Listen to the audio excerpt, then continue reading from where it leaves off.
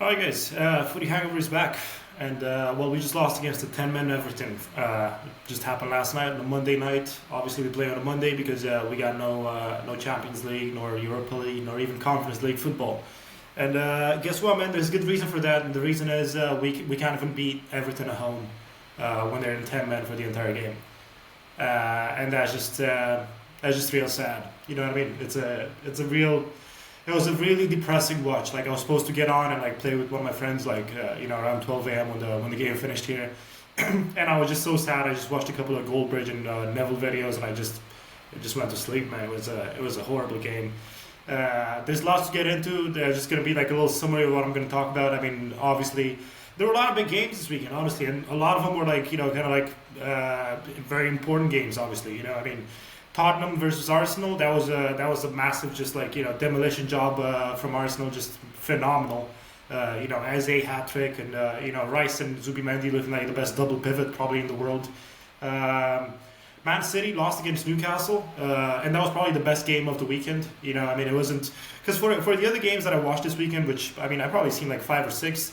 It was mostly just like a team trying to break like a low block team away, and all this stuff. But for the Man City and Newcastle game, it was actually like it was a back and forth, end to end. It was a great game, that, and obviously I'm very glad to see Man City lose, and it was a great game. And listen, Eddie Howe really showed kind of like what he can do with that Newcastle team, and it wasn't like a great game from Newcastle in particular. Like I thought they played well. I thought like some players definitely had like a very good game. Like obviously Tonali is always one of the best and everything like that, but. Yeah, man. Anyway, Arsenal. I talked about Arsenal. Also, I watched the Nottingham Forest versus Liverpool game, and that was again a very successful hate watch. Man, this weekend would have been so successful. Like such a nice little weekend. If only Man United had won that game against Everton. But it wasn't to be. But let us not take away from Nottingham Forest and them beating Liverpool at home 3-0. Just I mean, listen, man. Elliot Anderson. Like I've been. Not that I've been a hater of his, because I do think he's one of the best players, like one of the best midfielders in the Prem at the moment. But I just think because there's been a lot of talk about midfielders that we could possibly sign, because anyone with eyes could see that Man United desperately need one or probably two midfielders, and a lot of people have been talking about Elliot Anderson being that guy. And listen, I'm not saying he'd be a bad signing. I think he's a great player. I just think there's the options that you do have is like I'll probably take Worden over him, right? I'll probably take Worden. Besides that, I mean he's probably better than Baliba, definitely better than Joel Gomez, and I haven't seen much Stiller, but I can't imagine he's much better than that. Also, I'm kind of wary of Bundesliga signings. I seen Henri talk about this as well like a couple of days ago, but it's just like I even looked it up in ChatGPT in terms of like historically like the Bundesliga signings. And I mean, most of them, bar Haaland and maybe a couple other guys, they've been flops. Honestly, I mean, you think about Marmoush. Marmoush when he came to City last year in January, I was thinking that was going to be like the signing that kind of like completely shakes up the league. And I mean, a year later, Marmoush can't even break into first team. And I mean, obviously, and when he does come on, honestly, he doesn't look that good.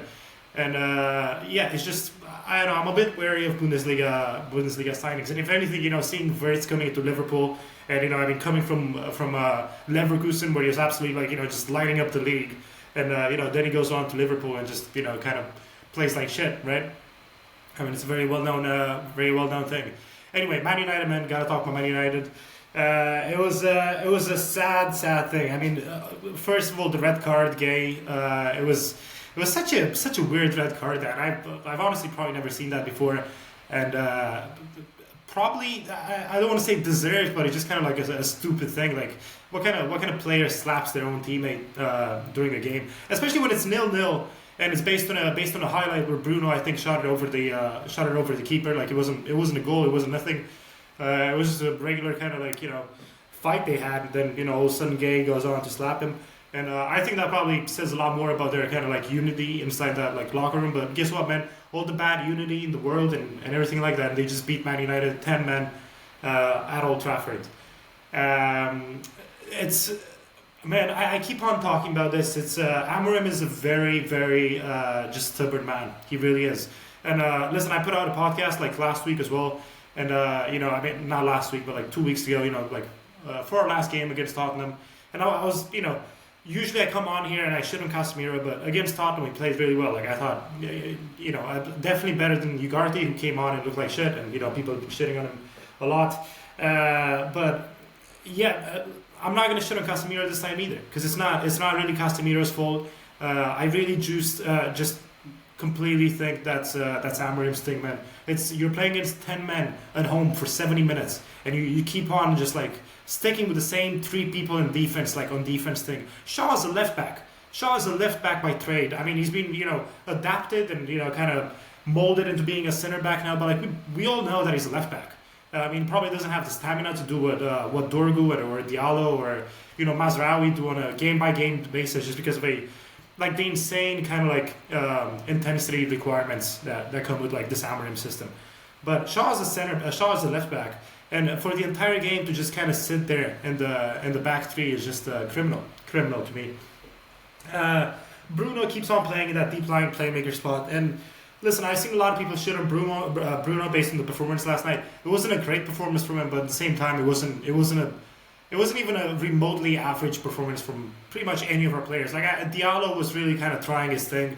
De Ligt was solid as usual, and I love De Ligt. I'm not gonna, I absolutely love De Ligt. He's my favorite player on this Man United team as it stands right now, and he should be our captain. All the flowers to him and everything, but that's not the point. The point is, everyone played like shit, and for all of Bruno's faults and everything else, I guess you can see that he's trying at least. He just like it's a bad fit for the system. It's just I don't get it. Like he's a number 10. You play him as a deep lying playmaker. He can't really do the defensive side of the ball too well, and he can't really do the pressing. Like he tries, but he's not really a presser.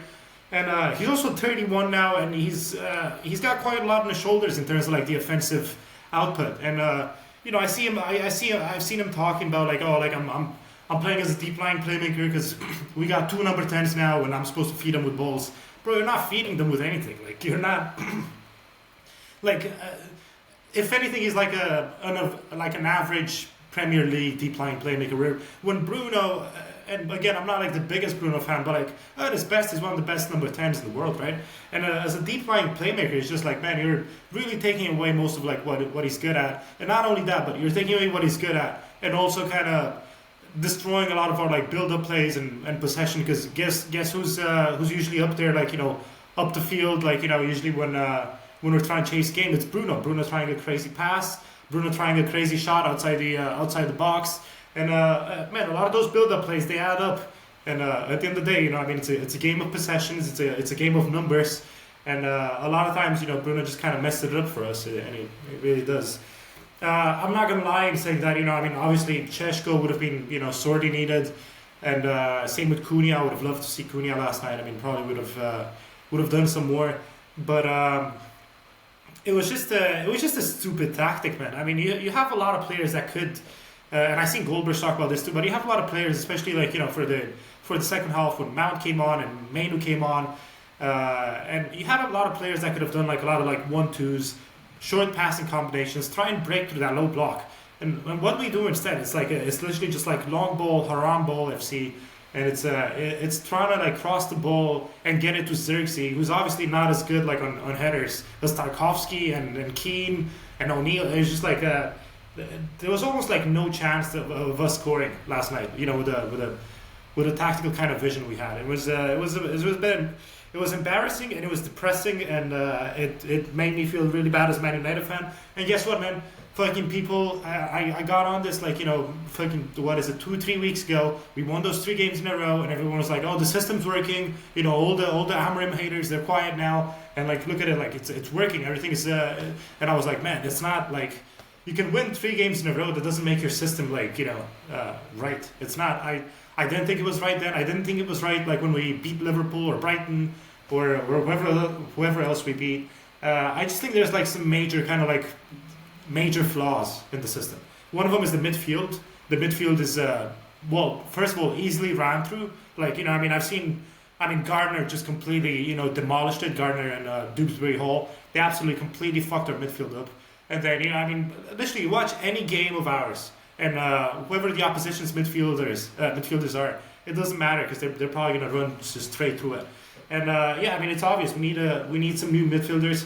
It's just crazy to me the fact that like, listen, we got some midfielders at the club. Like I mean, why not play Maino? Why not play Maino? And listen, at this point, that may just be kind of like a sunken ship already. Because I mean, Mainu came on last night, and, about the 60th minute, man. I was really happy to see him on. I was like, there he is. That's a guy that usually comes in with like a breath of fresh air, and like takes his mount on, and like tries a bunch of crazy stuff, and like has like some actual spirit about him. And man, last night he came on, and it was actually like I thought he was like a net negative for the entire team. I mean, just barely jogging around the pitch, and not really caring. I mean, he wasn't really covering his spot either. I mean, Bruno just seemed to kind of like jump over him in a bunch of possessions, and it was just like whenever he got the ball, he was kind of passive with it. The tackles were again kind of passive. It was kind of like the last straw in terms of like. I mean, I absolutely like completely fully believe that Maine would be the should be our starting midfielder. But considering how kind of like his relationship with Amorim is and everything like that, I'll probably just say, listen, just let him go on loan at least. No option to buy, and just get his love for football back, and get his like confidence back. And who knows? I mean, hopefully Amorim will get fired by then. Because listen, man, I'm not like a super reactionary type of dude. Like I try and like objectively, or like as objectively as I can, assess the game, assess the tactical flaws and everything like that. But it's this man is not the coach, man. This man is not he's not going to be our manager for long, or at least he shouldn't be our manager for long. He's just very rigid in his like tactical setup.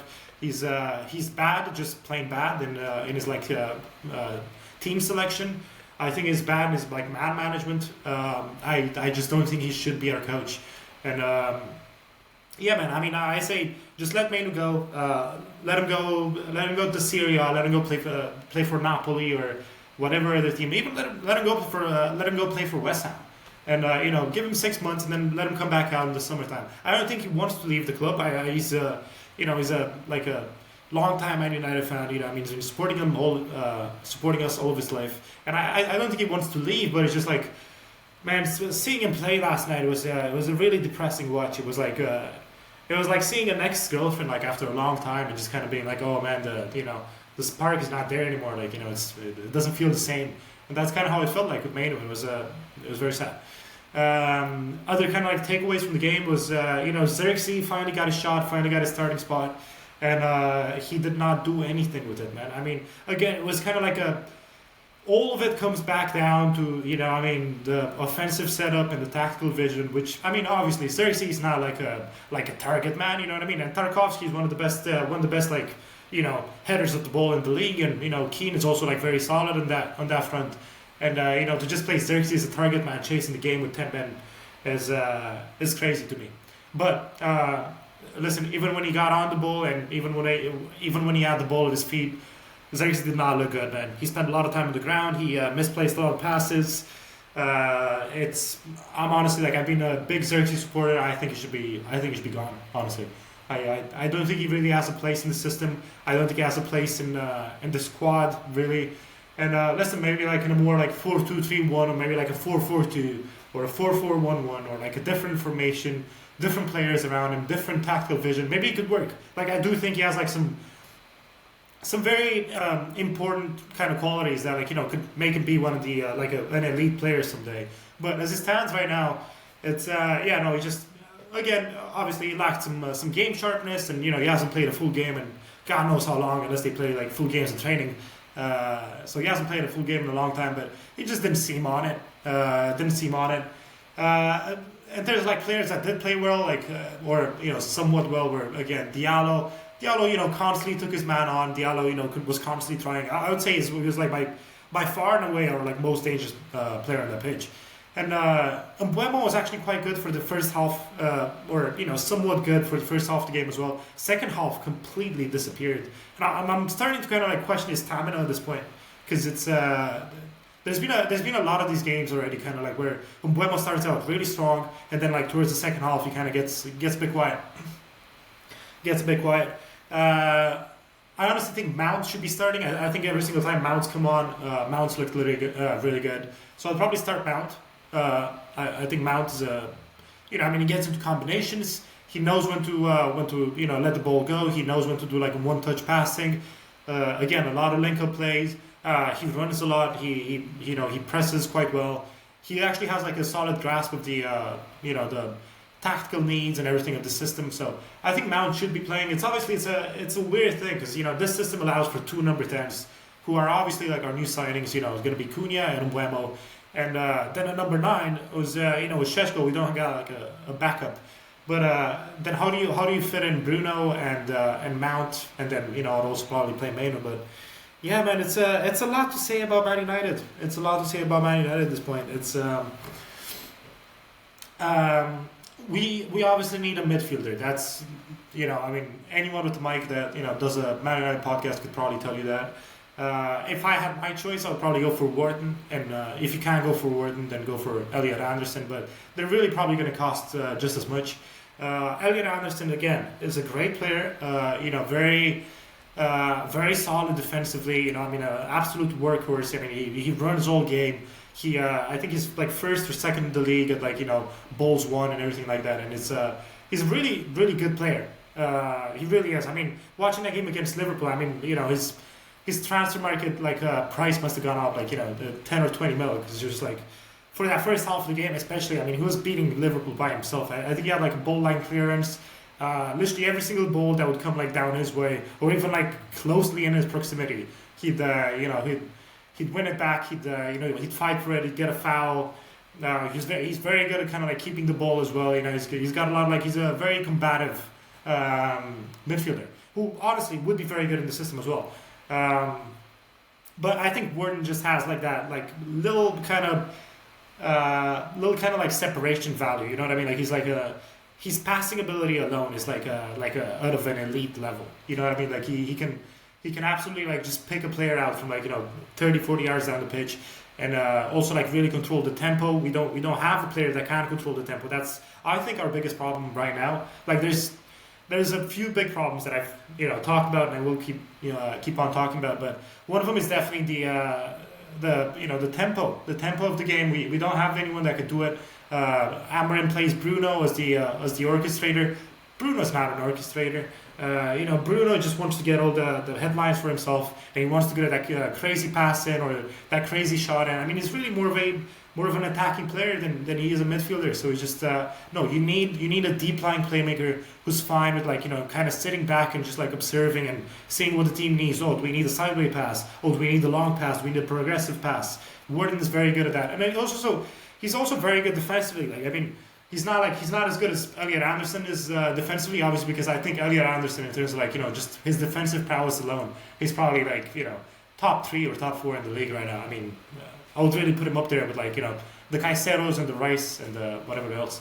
Baleba should not be the guy we go for.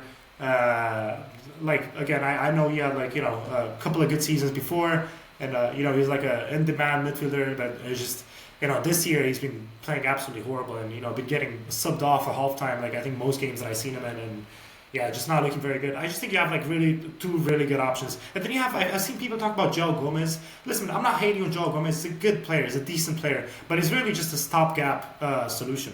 Because I'm looking at João Gomez, and he doesn't do much more than Mainu does. Obviously not Mainu from last night, but Mainu in a good form. He doesn't do much more than Mainu does, and it's crazy to me to be spending 60 mil on a midfielder that you're probably going to be looking to replace him a year from now, instead of spending 100 mil on someone like Wharton or Elliot Anderson, and then just kind of sticking with that, having a good skeleton for the team, players that will stay in the team, and you can count on them game in, game out. So yeah, that's kind of my 2 cents in regards to that. The other games of the week, Newcastle versus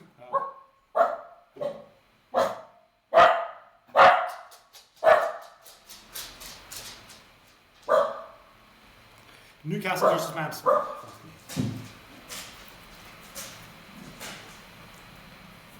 Newcastle versus Man City. That was just a banger of a game. Honestly, it was phenomenal. Other games of the week. Newcastle versus Man City. That was a great game. Tonali just played out of his mind. Same with Bruno Guimaraes, just phenomenal. Constantly took his man out, constantly fighting for the ball, showing a lot of aggression. That's another player that obviously we probably can't get at Man United, but man, he'd be so good. He'd be so good for us. I mean, both Bruno and Tonali, really, the two of the best midfielders in the world, really. And yeah, City lost that. I don't think it was like a bad game from City. I just think they had some kind of solid. They have some solid issues. I think they got some real issues in terms of like their defenders are still quite slow. Like obviously Guardiola's always been the type to press the opponent high and bring his like center backs up the pitch and kind of have that defensive line sitting very high, but they don't really have like the very pacey like fullback or center back that can stay back and like track back whoever comes for the goal. And I think that kind of like bites them in the ass a lot because like man, I mean obviously they're very good at controlling possession. They're not as good as they were in the last years, but still very good at that. But I mean inevitably the team will probably get the ball off you more times than one. And whenever they get the ball off you and you have like a couple of people like Ruben Diaz or I mean obviously what's his name, Guardiola, he's not slow, but he's not very fast either. And neither is Nico O'Reilly or Nunes. And yeah, I just think if you like they're sorely missing the guy that was like the Walkers, the even the Stones really. So yeah, I would look into that for sure. I still find it kind of weird that Reinders is not playing. Like I see Bernardo Silva a lot, and I get why he's playing Bernardo Silva. Honestly, I think he's one of the last few kind of like legacy Pep Guardiola players to play for Man City right now. Because if you look at this Man City team, man, I mean it's really not. Before you could point out to a couple of players that were like very Pep players. Now you don't really see the Pep players anymore. Like I mean, you got. I think one of them is actually Nico Gonzalez, man. What a player that guy is. Defensively probably top 5, top 6 in the league, and very good at keeping the ball. Quite good at like setting up the tempo and controlling it.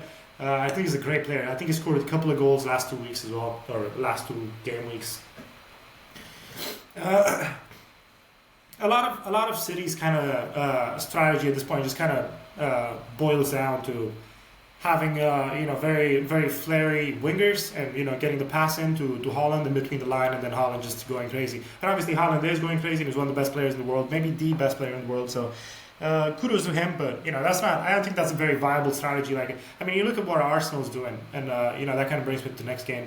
But you look at what Arsenal did against Tottenham, and for last years you could point at Arsenal and playing against like smaller low block teams whatever, and then like being unable to break them down. Right now they have 3 of their best strikers, like all 3 of their strikers they're injured right now, and it's Mikel Merino who's really a central midfielder by trade, playing as a false 9, and man he just they beat Tottenham 4-1. You know what I mean? They beat Tottenham 4-1. Tottenham, who I mean a lot of people will be shitting on them for very valid reasons now. I mean, they lost 4-1, but for all their faults, they're usually a very defensively sound team. And Thomas Frank is, I don't like the coach, but he is a very good defensive coach. That's for sure. He usually knows how to set up his team defensively, and he obviously doesn't really like many outfield defensive players. So yeah, but it was not great. It was not great. But yeah, you look at Arsenal, man, and it's just like they were chasing that game for about 40 minutes before they scored the first goal. I think it was Trossard that scored the first goal. And I was kind of thinking it was going to be one of those games. I mean, you can't help but kind of like marvel at the tactical setup of Arteta. I mean, he's really just a tactical genius. And at this point, he's almost like, obviously Pep is the second best coach of all time, but man, he was just like watching this Arsenal team play. I mean, it's like a constant rotations, man. You keep on seeing like Calafiori pop in like different spots.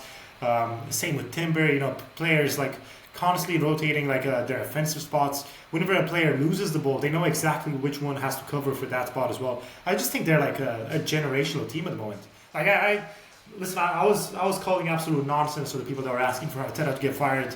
Last year or like the year before that. But it was just crazy because you watch Arsenal play. And it's just like, man, the amount of like facets to every single possession, I mean, every player knows exactly where it needs to be. Every player kind of like has like not just one role, but he has like, 2 or 3, 4 roles that he has to like, constantly fill during a game. And it's very impressive. It's very impressive, honestly, to watch him play. They've got the two best double pivots in the world, in my opinion, really, with Rice and Zubimendi. They're both like almost like unicorns in terms of like how they play. You know what I mean? Like it's not like they're just very defensively sound, which they are. I mean, they're some of the best defensive players in the league. Obviously probably some of the best defensive players in the league. Definitely some of the best defensive midfielders in the league. But they're both like unicorns in terms of like what they can do on the ball. Like Rice is obviously like also like the set piece taker and one of the best set piece takers in the world. Maybe the best set piece taker in the world. And he can ping some long passes and he can keep a hold of the ball and is quite a strong player and a tall player and everything like that. But with Zubimendi is like more of the typical kind of like Spanish midfielder. But then you add in all the defensive side to him. Like you watch him on the ball and you go like, oh, that's kind of like almost like a Pedri type of player. Obviously not on Pedri's like offensive kind of level, but he keeps the ball very close to his feet. Very good in short passing. Very good at like keeping the ball as well. But then you see him defensively as well, and you're like, oh damn, that's a different animal right there. So yeah, man, phenomenal team. Obviously, you got to talk about Eze's hat trick. I mean, Eze just played like I seen Neville kind of like compare him to like a Brazilian style of playing. That's exactly how he played, man. It was phenomenal. It was similar to kind of how Doku played against played that game against like Liverpool 2 weeks ago, but a bit less kind of like showboaty and everything else, just more very well, not very pragmatic, but like always kind of popping up in like very dangerous spots and very good on rotations and everything. It was a very impressive game from Arsenal, and I would just be massively surprised if they don't win the league this year. They got like I think 6-7 points ahead of the second place. I think the second place right now is Chelsea. And let's be honest, man, Chelsea. I didn't watch that game. I think they played against Burnley. I don't think Chelsea can win anything this year. Like I mean, they're not good enough for like Champions League final. I don't think they're consistent enough to win the Premier League. Like I think on their day they could win against anyone, but it's just like I just don't see them over like I don't know how many games there are in the Premier League, but consistently over like 6 or 7 months of the Prem, beating all the low blocks and beating all the small teams, and I just see Arsenal as the sole kind of contenders for this year really. Spurs, people were talking about Spurs early on. I mean, we just saw what Spurs did. I mean, Arsenal obviously levels above Spurs at the moment, obviously. What else we got?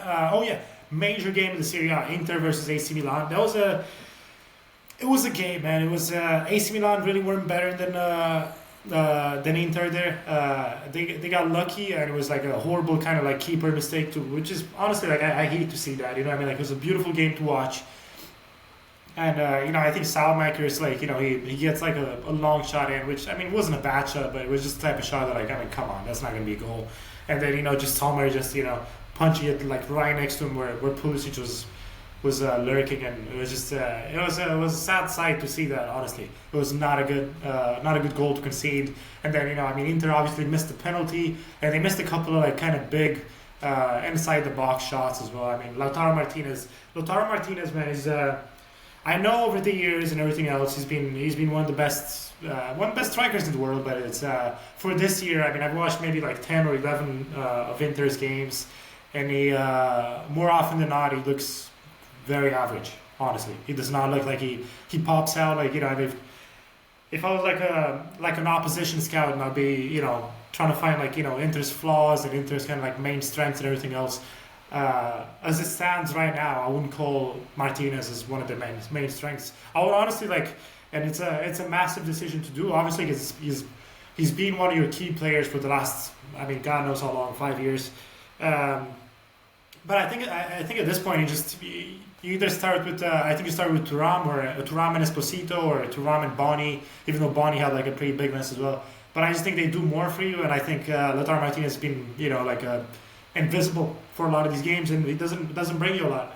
Barella was a beautiful player to watch, just constantly. It was obviously like a Inter ball, which we're very accustomed to how Inter play. Obviously, they got a new coach for this year, Kivo, who's Romanian, also been doing quite well. So I like watching them. They're kind of like my team for this year. But we all know how Allegri plays. It's low block, and it's kind of sitting back and going on like lightning fast counterattacks, which they did, and they did well against Inter. But they're not a great team to watch. I don't think they're not one of my favorite teams to watch in the Serie A for sure. Um, but yeah, I mean, them sitting on a low block all game just allowed Barella to just orchestrate the play left and right. Winning the ball back a bunch of times. He just he's a phenomenal player. I love Barella.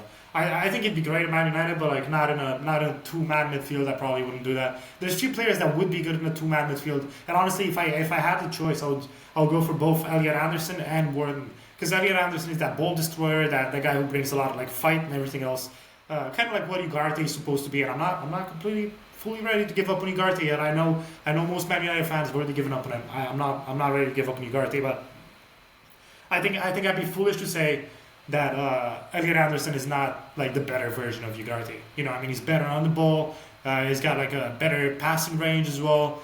And I think it might even be like a slightly better ball destroyer as well. I mean, especially for these last kind of like run of games. Uh, but yeah, so I guess that's the games really for the weekend. It was with a win against Everton here, we could have been in top four. We could have like one of those Champions League spots.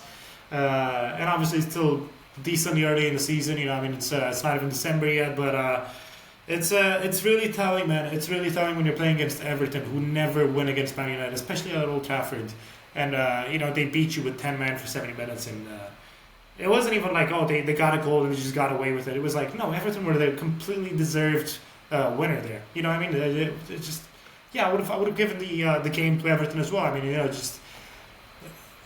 just running through our midfield, just the low block was working exceptionally well. Tarkovsky is obviously like, I think he's one of the best center backs in the Prem as well, especially for this year. I mean, he's been very good. Tarkovsky's been very consistent and good for a long time. And I mean, against Man United, he played really well. So I'm gonna give him his credit for that. And I thought Keane played really well as well. And Diaye, man, what a player! I mean, I watched him against like. I think the first time I noticed how good Ndiaye was against Liverpool early on in the season, like second or third game in, and yeah, I just like that guy's special, man. I mean, he's looking like a regen Coutinho. You know what I mean? Phenomenal player. And they got Garner, man. Whoever was on the Man United staff, and I heard that it was Ten Hag, which makes absolute complete sense actually, but. Whoever was on that Man United staff to like say that Garner is not good enough for Man United should be shot, man, shot on sight, because it's just ridiculous. Man, Gardner is one of the best CDMs in the league. Like, I mean, we're definitely like a top 6, top 7. He's not on the like Elliot Anderson, Wharton kind of level, but man, he's really good, and he definitely could have like. I mean, imagine if we had Garner in the midfield. It would be incredible, but was meant to be. A lot of things that are meant to be. So. Anyway, we move on. We got Champions League during the midweek, which is today really, and then we got like a new run of fixtures, in a new game week, which I mean, I'm getting less and less excited about it. It was getting to a sweet spot, just like maybe 3-4 weeks ago, was I was like constantly excited to watch Man United play, constantly being like, oh man, like it's gonna be a good one. We're gonna see like the link up, like the Diallo and Buemo thing. We're gonna see Cunha just like go crazy. But yeah, no, that's not the case anymore. I'm getting like increasingly worried about the squad and about the coach, really. So yeah, I am and I have been on record saying that Amorim should not be our coach, and I'm gonna die on this hill. And I'm gonna die on the hill that Bruno was, first of all, not our best player, and second of all, should never in a million just possibilities should be the number 8 for our team. You know what I mean? Like the center mid, whatever. If you want Bruno to play, which I think obviously he's a good player, and he does bring a lot to the team when he plays well, you gotta have him in the number 10 spot, in one of those number 10 spots. And I know you just bought Cunha and Buemo, but then at that point you gotta make a choice. You made a choice between Bruno and Mainu, then you gotta make a choice between those two as well. That's just how it is. That's the reality of the situation and the reality of our recruitment over the summer. And yeah, that's just it, man. That's just it. Anyway, footy hangover. Just ran for like 30 minutes here, so it's a bit of a longer one. But anyway, I'll see you guys next week, and hopefully on a better mood. You know what I mean? Hopefully Man United would have won. Maybe Liverpool lose again. Maybe Man City lose again. And hey, man, see you guys later.